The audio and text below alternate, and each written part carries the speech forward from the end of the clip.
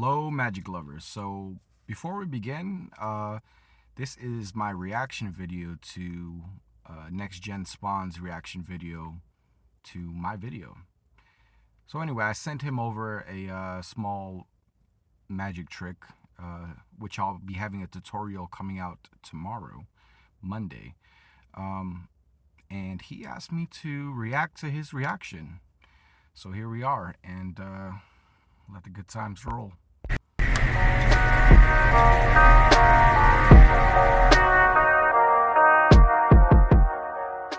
What up, everybody? It's me, NGS. Anyway, I'm going to be reacting to a magic trick, a routine that B Done the Magician here just so happened to perform on camera and has asked me to watch and try and figure out. I've never done anything like this before. I don't think he's done anything like this before, so it'll be interesting.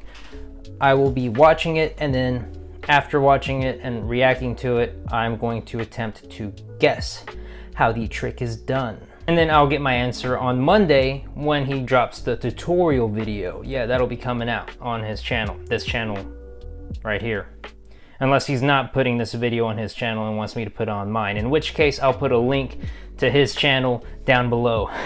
I don't know what channel this is going on. It might go on both for all I know. So here we go. Good guess.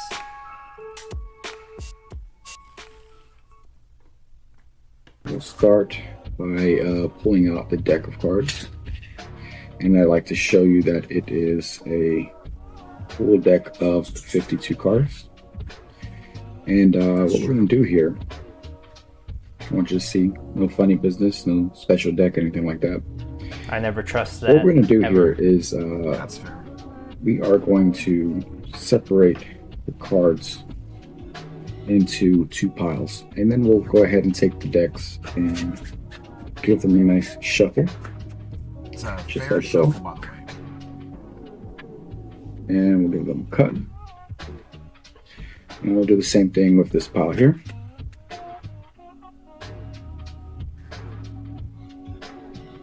And we'll finish with a cut.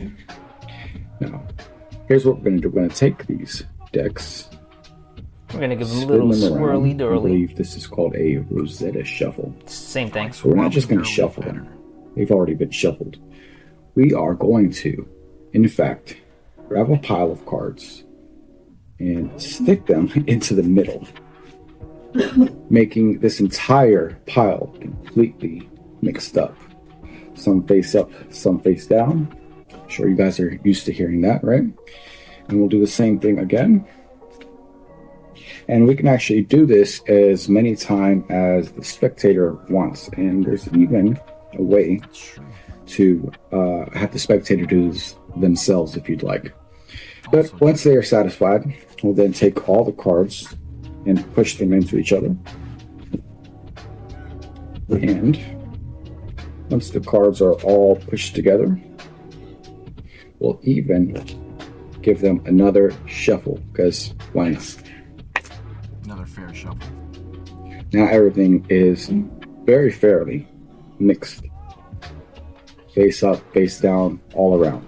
Okay, seems fair. Now, before we begin, I told you I have a prediction here in this envelope. I don't remember you telling me that, I'd but like to show you what that prediction is.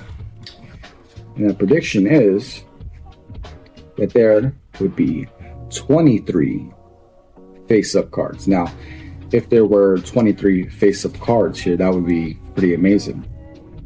Let's just see. 1, 2, 3, 4, 5, 6, 7, 8, 9, 10, 11, 12, 13, 14, 15, 16, 17, 18, 19, 20, 21, 22, and 23 cards face up. Now that in itself is a miracle? A nice small miracle, right? It's wonderful. How could I possibly have known after all that shuffling, after everything's mixed up? Well, I actually made another prediction. here in the envelope, I have another prediction here that states that there will be exactly 14 black cards. That would be pretty amazing. So let's see if that is true. We have 1, 2, 3, 4, 5, 6, 7, 8, 9, 10, 11, 12, 13, 14 black cards. 14. Exactly 14 black cards. But not only that, that is pretty amazing. But wait, there's more. All right. I actually Billy made Mays. another prediction. I have here another prediction stating that there are exactly 9 even red cards. Oh, are they even red cards? Let's check it out. Or are they even red cards? We have 1, 2, 3, 4, 5, 6, 7, 8, 9. 9 even red cards. But perhaps some of you eagle-eyed viewers would have noticed there's actually There's a 3. 1, 2, 3, 4, 5, 6, 7, 8 even red cards, because I actually have a 3 of 3 of diamonds here put in by mistake. But It's it wasn't never a exactly a mistake It's because another I also prediction. predicted, except for the 3 of diamonds. Magic lovers, don't forget to like, comment, share, and Okay. subscribe. So now time for my prediction and guessing how he did that. So first thing I'm gonna assume here is obviously that whole stack that he came up with, the flipped over stack, had to have been premeditated, obviously pre-decided, obviously. And then he had to come up and invent a time machine that worked within the parameters of that time limit, that time frame between the flipping of the cards and putting them together. And then he stopped time, went in there, found the cards, put them back in there in the order and in the direction that he needed them to be in, and then played time correctly back to normal, and from there continued with the trick. That, or use the same time machine to pause time, look at the cards that were flipped over, counted them, wrote it on a paper, counted how many of them were black, wrote that on a paper, how many of them were even, wrote that on a paper, and predicted which one was not even, which was the 3 of diamonds. Yep, easy, done. All right, thanks for watching. He doesn't really need to upload the tutorial because I already answered it for you. You can just ignore it on Monday. Thanks for watching, and I can't wait to see you right or back in the next video.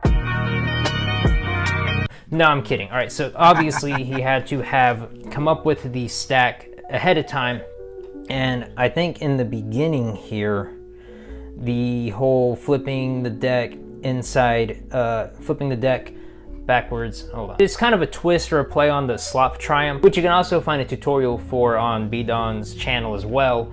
But it's the idea is you mix the cards upside down, right side up, all willy-nilly in the deck, and they all magically flip themselves right side up, except for one card.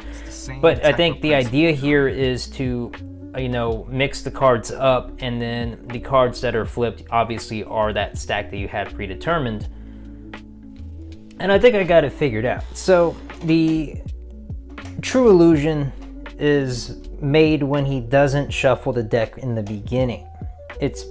He shuffles them separately because when he splits the deck in half, and that's where I don't exactly know how he knows where to cut the deck in half in the beginning, but he was able to cut the deck between his pre-planned stack and the doesn't matter stack, and then shuffle them separately, which is already a weird thing to do. To a magician's eyes, that would be a red flag immediately, but he shuffled them separately.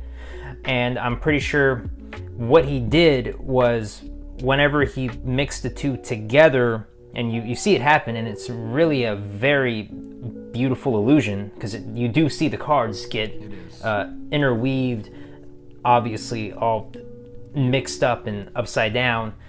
He's still keeping the stacks separated, keep them separated, and he's While it may look like they're being shuffled, it's kind of hard to explain. I'm sure he'll do it better in the tutorial, but I'm pretty sure that the two stacks are still staying separated, and he's keeping track on which side is right side up. So when he makes the prediction, he's not doing it in reverse. This is true. Yeah, so as soon as the two decks were already put together, the two decks were separated by one being upside down and one being right side up. So he could have shuffled them as many times as he wanted. They were still going to be separated by that general distinction, one being upside down and one being right side up. And I think when he fanned them out, all he had to do was spot either the three of diamonds or a specific card in the stack that he had. And then of course the rest of it's just reading the prediction and showing the cards and doing the whole gotcha moment back to back to back. I think that is how this trick is done. I'm sure it'll be way better explained than me because I'm literally watching this for the first time and just going off of the whim here. But yeah, that's my prediction on how this trick is done. B-Don, I'm sure you'll let me know probably in the comments. Yeah, so let me know what y'all think. Am I correct on that? I don't think it's exactly the slop triumph trick. I think there's another trick, I can't think of the name, that works in the same way where you mix the cards inside out, upside down, but really they're not. It's a great illusion. Yeah, that's my guess on it. It's not a trick deck. Cards are already planned out, not in a specific order, but in a specific prediction. And the mixing of upside down, right side up cards is what keeps them separated. Huh?